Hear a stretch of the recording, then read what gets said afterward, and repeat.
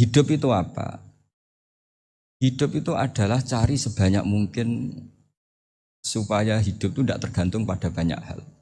Jika misalnya cara berpikir orang-orang modern, itu sebenarnya banyak orang-orang ilmuwannya nggak ngagumi Amerika. Bukan karena angkuh ndak.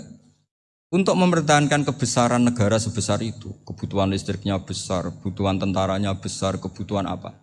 Sementara negara kayak Venezuela atau Swiss, kebutuhannya ada banyak. Pertanyaannya, yang tergantung dengan banyak hal sama yang tidak tergantung banyak hal, itu pinter mana? Kalau dibalik pertanyaannya gitu, negara-negara maju itu tidak keren kalau dibalik pertanyaannya. Orang yang untuk mempertahankan eksistensinya banyak, butuh banyak hal, dengan yang tidak butuh banyak hal, itu pinter mana? Orang yang bahagianya nunggu jadi dokter, nunggu jadi kiai besar, kiai viral, dengan orang yang bahagia cukup dengan ngopi, itu pinter mana? Tapi kalau dibalik pertanyaannya, orang yang tahunya nikmat hanya kopi, dengan nikmat yang banyak, pinter mana? Makanya Mbah Mun tuh kalau guyon itu lucu. Aku iku sakake ambek wong desa sing mlebu swarga. Saya dulu eskal mlebu swarga kok disakeni. Akhirnya beliau memberi penjelasan. Wong desa iku roe pakanan enak, iku mau kopi mbek uduk. Lah swarga iku mau nuruti sing dikarepno. Akhirnya wis mau mangan wis ngopi, nguduk, ngopi ora roh pakanan liyane ku ora roh. Nasi mandi yo ora roh, pizza yo ora roh apa-apa. Terus saya bilang, wah lah niku nak nganti selera tentang wanita cantik. Iku juga sederhana. Rontok pesek ya wis cantik, rontok ireng ya wis. Apa bidadarinya seperti itu karena saking enggak pengalamannya.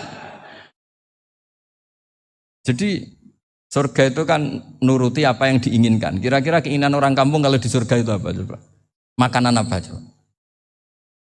Nah, ibu nak senangnya ketemel gemblong gitu. Nah, artinya malaikat lebih suka nangani surganya orang-orang kampung di Bang Pak Rektor. Ini sudah ribet ini. Makanan apa saja sudah harus dicoba. Terus kalau di mall tahu orang macam-macam, seleranya macam-macam pasti. Enak mana kalau sampai jadi malaikat pelayan surga? Suka ngelayani orang kampung apa yang orang kota? Orang kampung kan? Jadi ya itu guyon tapi itu menjadi pikiran kita bahwa orang yang banyak kebutuhan itu sebetulnya banyak kebodohannya karena menggantungkan kebahagiaannya dengan banyak hal.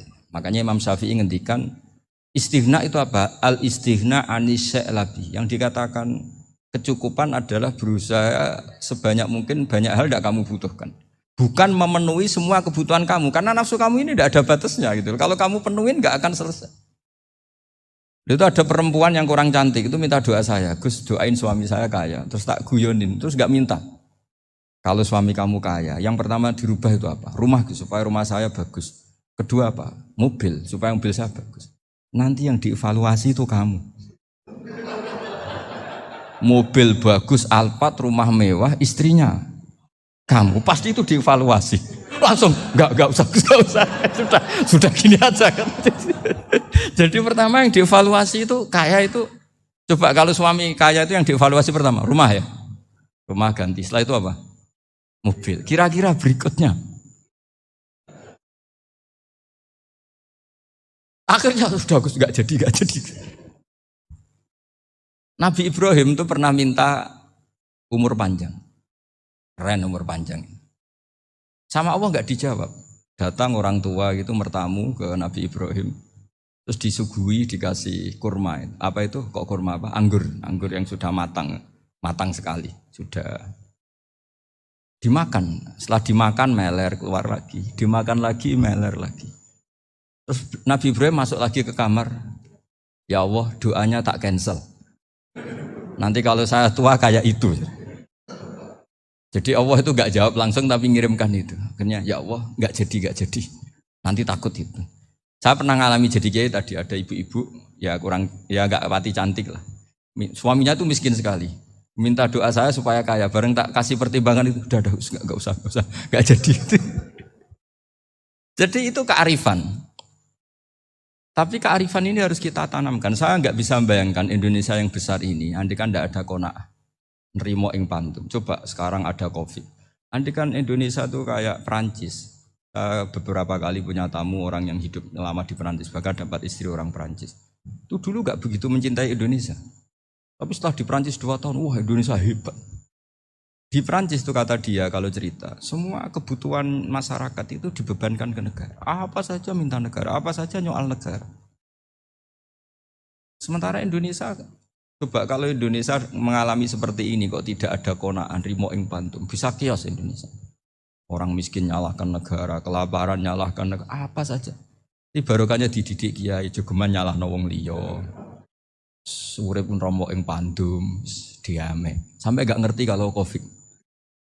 Banyak tuh orang-orang kampung itu, orang lugu-lugu itu. Mbah niki saking Covid, salam ning Covid, muga-muga umure panjang. Dikira Covid itu nama orang yang ahli sosial itu. Mbah niki dana saking Covid. Matur nuwun sampai no salamku, muga-muga umur panjang. Bingung kan yang nganterin ini. Ini gimana yang mau menjelaskan? Memang nggak paham, ribet kan. Tapi saya pastikan bahwa dengan keadaan seperti ini kita bahagia, kita stabil, itu jelas barokahnya kalimah tadi, moto tadi atau pegangan hidup tadi. Makanya disebut al-ibarat qutun li'ailatil mustami'in. Bahwa redaksi atau kata-kata atau pegangan atau filosofi hidup, apalah namanya itu adalah penyemangat. Penyemangat. Karena kata-kata ini memang luar biasa. Ketika sahabat perang demi kebenaran, zaman itu ya pasti benar karena yang dibela Nabi. Dulu itu kan enak zaman Nabi, yang dibela mesti benarnya, musuhnya mesti salahnya. Jika dulu itu memang harus tegas. Kalau sekarang mau tegas gimana? Yang kamu bela tidak mesti benar, musuhnya tidak mesti salah. Ribet kan kalau misalnya saya tukaran sama Pak Rektor, kamu mau bela mana kan bingung. Saya tidak mesti benar, saya tidak Nabi. Pak Rektor apalagi nggak mesti benar lagi kan? Ribet kan? Jadi kalau kita mau perang sekarang itu mau pede gimana? Enggak. Makanya banyak ulama sekarang tuh mau tegas tuh nggak berani karena ya banyak hal yang abu-abu lah wilayahnya. Misalnya pilihan presiden atau pilihan bupati, pilihan menteri. Kamu mati-matian bela itu, yang kamu bela tidak mesti benar, musuh kamu tidak mesti salah.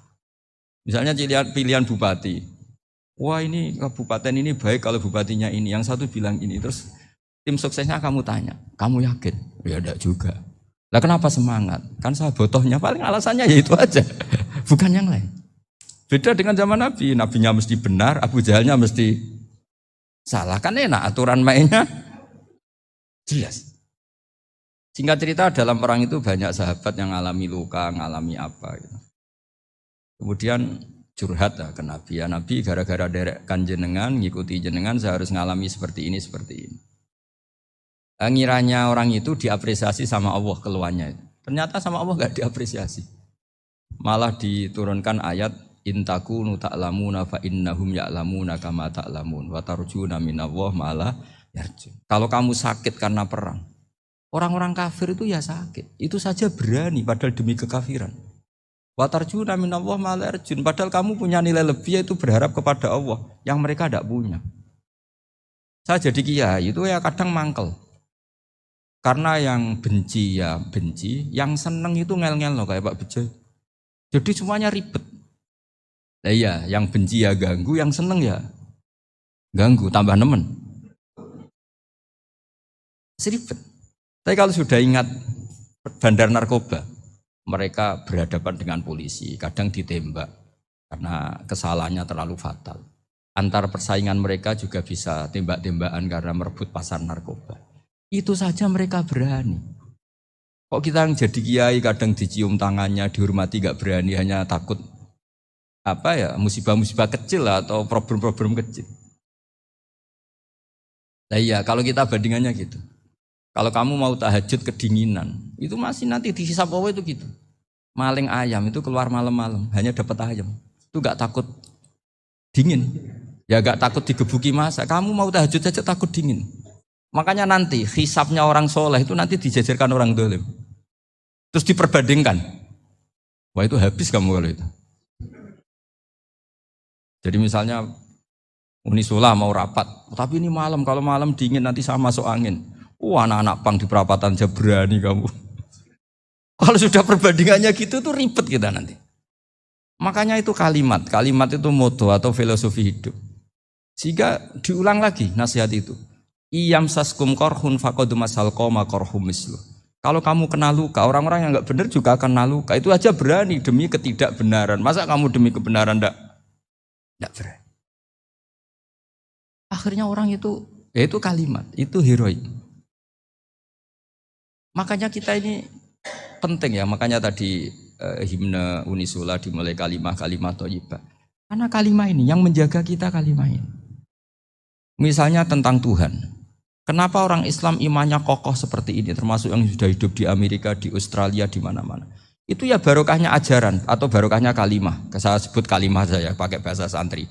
Karena la ilaha illallah itu dalam tradisi santri disebut kalimatu haqqin alaiha nahya wa alaiha namut wa alaiha nub'ats. Ada yang riwayat wa biha nub'ats insyaallah taala minal aminin. Kenapa mereka di mana-mana meskipun sekolah di Amerika, di Australia, bahkan di Uni Soviet tetap mukmin? Itu barokahnya ajaran yang benar. Allah itu siapa? Tuhan. Tuhan itu sifat dasarnya apa? Awal. Dia harus wujud awal sebelum makhluk yang lain. Sehingga ketika ada negara yang maju, yang tertib, manajemennya tertib, masyarakatnya makmur.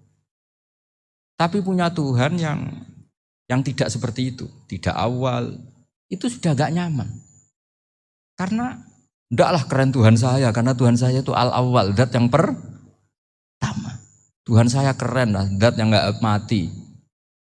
Tuhan yang enggak mati, yang enggak pernah mengalami kematian.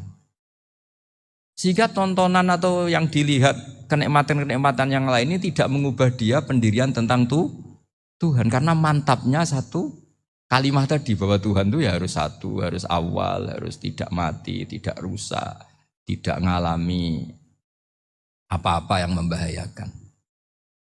Sehingga ketika ditawarin Tuhan yang lain meskipun menjanjikan secara finansial atau kemakmuran, mereka gak tertarik. Itu coba, itu barokahnya makmur apa barokahnya ajaran? Barokahnya ajaran. Sering negara Islam itu kalah makmur dengan mereka, tapi barokahnya ajaran ini tetap apa? Tetap Islam. Makanya Nabi Ibrahim, Nabi yang sukses bikin wa ja'alaha kalimatam baqiyatan fi aqibi. Sehingga kita ini bekti sama orang tua misalnya, itu ya karena ajaran. Suwargamu itu karek wong tuamu. Nak wong tuamu ridho, Allah ridho. Nak ora ridho, Allah ora ridho. Ridho wa fi ridhol walidain wa sakhatu wa sukhtu wa fi sakhatil. Sehingga ketika ada orang tua yang agak brengsek gitu, anak-anak tetap hormat. Punya orang tua yang miskin, yang sudah miskin, tukang tombok nomor, banyak kan di kampung gitu. Ya tetap hormat. Coba kalau dari awal kita ngajari orang tua kamu hormati ya, kalau baik, kalau enggak usah. Bisa geger Indonesia. Tapi barokahnya ajaran-ajaran itu Indonesia tertib karena ada ajaran. Nah ini di sini pesantren dan Unisula semua harus berkontribusi membuat ajaran yang benar itu adalah ciri utama Islam. Sehingga Islam ini dimulai dengan ajaran kalimatu haqqin alaiha nahya wa alaiha namut. Sehingga kita tenang seperti ini. Saya ini termasuk kiai yang tenang. Meskipun kata orang banyak saya ini kiai besar, tapi termasuk kiai yang paling tenang. Termasuk yang paling tenang. Karena saya ini pakai mazhab orang-orang hebat. Saya berkali-kali cerita, orang kayak Imam Syafi'i itu orang yang luar biasa. Saya berkali-kali cerita, orang yang tadi nyium tangan kamu ya Imam Syafi'i, di belakang tuh ngerasani kamu, menghujat kamu. Jawabannya enak saja. Berarti saya alhamdulillah orang yang wibawa. Buktinya di depan saya enggak berani. Jadi enteng saja. Diceritain sebagian kampung, sebagian separuh dari warga kamu itu enggak suka kamu. Ya bagus lah enggak suka saya, enggak akan utang duit saya. Di mana-mana orang utang itu karena teman dekat. Kalau enggak seneng pasti minimal enggak utang, enggak pinjam mobil, enggak pinjam apa. Berkah mana yang seneng sama yang gede. Jadi dianggap enteng saja. Semua yang dialamin dianggap enteng saja. Misalnya punya istri pemarah, ya baguslah marahin suami. Kalau marahin tonggo malah ribet. Jadi kamu harus terima kasih kalau dimarahin istri. Baguslah marahin saya mah, kalau marahin tonggo ribet. Jadi enteng saja. Tapi kita sekarang tuh karena nafsu ya, sehingga menghadapi hidup ini ribet. Ulama dulu kalau mau mati itu senengnya bukan main. Sudah lama saya ini ingin gak maksiat. Kayaknya gak maksiat paling efektif itu mati. Ya tidak apa-apa Gusti, kalau sebaiknya mati ya mati aja. Enteng saja. Jadi melihat kematian itu akhir dari segala keburukan atau potensi keburukan.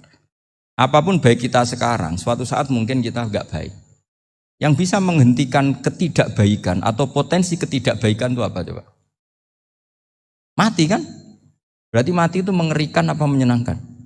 Mesti kamu tidak berani menjawab. Meskipun secara ilmu kamu berani, tapi secara rasa agak berani kan? Saya ulang lagi ya, yang bisa menghentikan keburukan atau potensi keburukan itu apa coba? Apa? Kematian. Berarti kematian itu menyenangkan atau menyusahkan? Apapun kamu tidak berani jawab karena kamu agak-agak duniawi itu kelihatannya. Tapi secara ilmu, kamu tahu kan kalau mati itu tidak buruk-buruk banget. Karena apa? Itu akhir dari segala keburukan. Sehingga Nabi ngajarkan kalimat itu begitu luar biasa. Allahumma ahyini maka natil hayatu khairan li wa tawaffani maka natil wafatu khairan li. Nabi melihat dunia itu begitu indah. Ya Allah, kalau saya ini hidup, anggap saja hidup ini ziyadatan li fi kulli khairin, menjadi modal saya menambah segala kebaikan. Jika suatu saat saya mati, anggap mawon rohatan li min kulli syarr.